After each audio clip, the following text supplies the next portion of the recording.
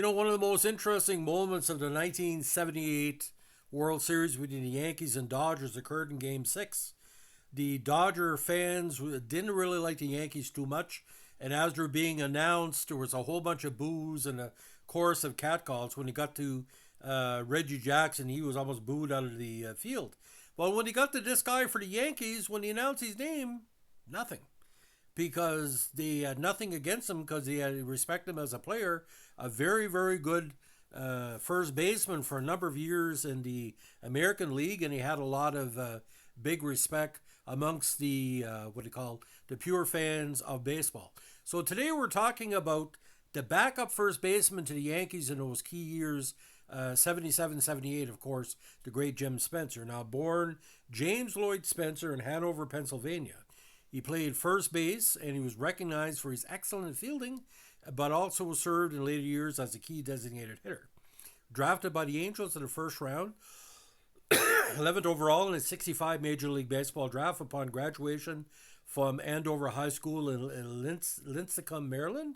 He batted .292 with 28 home runs and 96 runs batted in for the El Paso Sun Kings in '68, a very good minor league team at the time. Spencer earned a September call-up to the Angels. In 19 games, he had a .191 average with no home runs and 5 RBIs. Now, beginning the 1969 season with the Hawaii Islanders, but with former All-Star Dick Stewart not panning out at first, he was back with the Angels by May. In just his second start of the season, he went 4 for 5 against the Orioles, which drew him national attention. Now, that year, in limited action, he batted .254 with 10 home runs and 31 RBIs. While Spencer's offensive numbers improved in 1970, his fielding improved more so as he led the American League with 1,212 putouts at first and a .995 fielding percentage to win that year's Gold Glove. However, injuries limited him to 82 games in '72. Now, the big controversial deal, he was dealt along with Lloyd Allen from the Angels to the Texas Rangers for former Mike Epstein, Rich Hand, and Rick Stemasic on May 2073. He was batting .300 for the Rangers when he was named to the AL All-Star team. He had one at bat in the game and flew out to left field. Despite the fact that Spencer committed just one error in '73 and one in '74, he began seeing more time at DH with the human rain delay Mike Hargrove assuming most of the first base duties. And you have to remember, Billy Martin coached team in '74 with Jeff Burrs as well. They came really close for winning the division against the A's. He regained the first base job in '75 with Hargrove shifting to left field. By the start of the following campaign, he was shifted back to his natural position. Now, Spencer, ironically, was traded twice in as many days at the '75 winter meetings. He returned to the Angels along with $100,000 in exchange for Bill Singer, the future Blue Jay who won the opening game for Toronto in '77. This deal came on December 10th. The reunion lasted only one day. He was sent with Morris Nettles, Craig's relation, to the White Sox for Bill Melton and Steve Dunning on December 11th. In 1976, he had career highs in hits, RBIs, and stolen bases with 131, 70, and 6 respectively. He played 143 games and only had 2 errors throughout the season, turning 116 double plays, good for a .998 fielding percentage. Now, on May 14th, '77, Spencer enjoyed a 2-run, 8 RBI game against the Cleveland Indians. He followed up with a second 2-run, 8 RBI game on July 2nd against the Twins. For the season, he batted .247 with 18 home runs and 69 RBIs and won his second career Gold Glove. Now, the contests against the Indians and the Twins were featured heavily on This Week in Baseball, and that's where most people really got to learn about him. Now, the big deal that changed the fortunes of the Yankees and his career when he was acquired along with Tommy Cruz by the New York Yankees from the White Sox for Stan Thomas in cash on December 12, '77. The transaction also included an exchange of minor league right-handed pitcher with Ed Ricks going to White Sox and Bob Polinsky to the Yankees. While backing up Chris Chambliss at first, he saw most of his playing time at DH in New York. He reached the postseason for the first time in his career in '78. He did not appear in the LCS against the Royals. However, he appeared in 4 of 6 games in the World Series and had 2 hits and 12 at-bats. Now, Spencer's career high in home runs came in '79 with the Yankees. in a year that he only had 295 at-bats. He only had 85 hits on the season, 41 of them which were extra bases, giving him a .593 slugging percentage. Perhaps his most memorable at-bat this season took place on July 13 against Nolan Ryan. Ryan had a no-hitter going when Spencer hit a drive to center field in the 8th inning. Center fielder Rick Miller made a diving attempt at the ball, but could not handle it.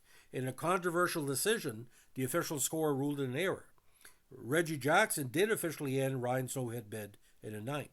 Now, during spring training in '81, he was dealt to the Pirates for Jason Thompson. However, the trade was nixed by Commissioner Bowie Kuhn. Spencer was then traded, along with Tom Underwood, from the Yankees to the A's for Dave Revering, Mike Patterson, and minor league left field pitcher Chuck Doherty on May 20, '81. He batted only .191 while in Oakland and was released early in the '92 season. Now, ironically, a lot of people felt with Dave Winfield arriving at New York in 1981, Spencer was expendable, no pun intended. Maybe didn't want to pay his contract, but with Jackson out the door as well because of the disaster of the 1980 playoff, I think Steinbrenner was on a short lease with everybody. Now, in '73 again, he had a .999 fielding percentage with 1 error in 125 games he played at first. The next year, he had 1 error in 60 games at first base for a .988 fielding percentage. Unfortunately, on February 10, 2002, he died at the young age of 54 in Fort Lauderdale of a heart attack. The night before his death, Spencer played first base at a charity baseball game benefiting the Joe DiMaggio Children's Hospital in Hollywood, Florida. He was eventually buried at the Mount Pleasant United Methodist Church Cemetery in Taneytown, Maryland. So in the history of Maryland baseball, he ranks high up there because a very dedicated player, a very, very important link with, again, the Angels, Rangers, and Yankees, those what they call first division and second division contenders. But no matter where he went, not really a National League player because you could put him at DH. I don't think he would have had the same career in a National League. So in him in the AL, it made it work. And Tony Kubek gave the best compliment I think he's ever received or ever given. He said, Jim Spencer is baseball.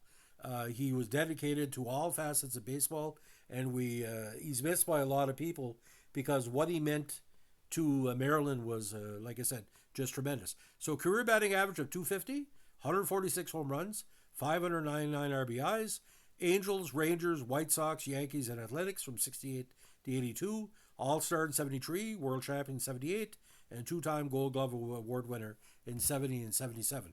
Again, a dedicated all-around player that more people should remember. And again, I think the main reason why nobody was booing because they remembered him in California and Texas.